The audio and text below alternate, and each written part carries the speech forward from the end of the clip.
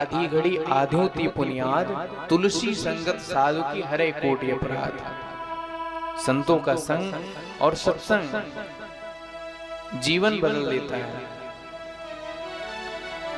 एक कथा आती है कि गोलिका नाम का व्याध, जिसका आचरण ही था कि महाराज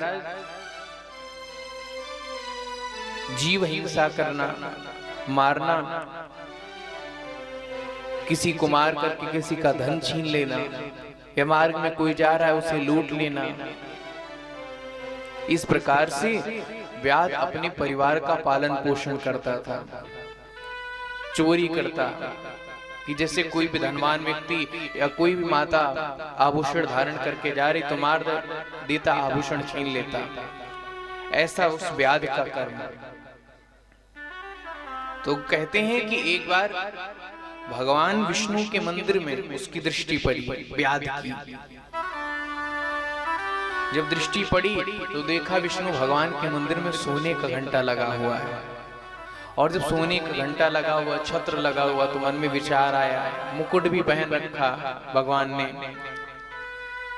तो मन में विचार आया कि चलो चोरी करने चलते हैं, आज ये मंदिर ही लूट लेते हैं।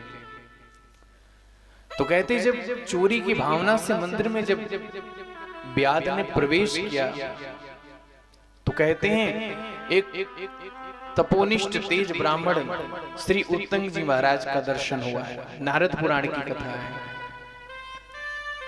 तो कहते जब उत्तंग जी महाराज का दर्शन किया तो व्याध के मन में विचार आया कि ये बाधक बन रहा है, मुझे मंदिर के अंदर प्रवेश नहीं करने दे रहा है। तो महाराज तलवार निकाली, कहे बाबा जी की ब्राह्मण की बालों को पकड़ करके महाराज जमीन पर पटक दिया मारने के लिए। जब तलवार हाथ में ली तो उसी समय ब्राह्मण देवता ने कहा, हे व्याध, मुझ निरपराधी को क्यों मारते हो? मेरा अपराध क्या है? क्योंकि दंड उसे दिया जाए जिसका कोई अपराध हो, मेरा तो कोई अपराध नहीं।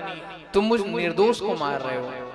तुमने ना जाने कितने पाप किए होंगे, कितनों को मारा होगा, कितनों को लूटा होगा। बताओ तुम्हारा ये जो पाप कर्म करते हो, क्योंकि कहते इस संसार से तुम कुछ लेके नहीं जा सकते, इस संसार का सब यहीं छूट जाएगा। लेकिन तुम्हारे जो कर्म हैं वो तो तुम्हारे साथ में जाएंगे। तो वहां जब तुम्हारे कर्मों का जब निर्णय होगा तब तुम क्या करोगे? अभी तो मुझे निरपराध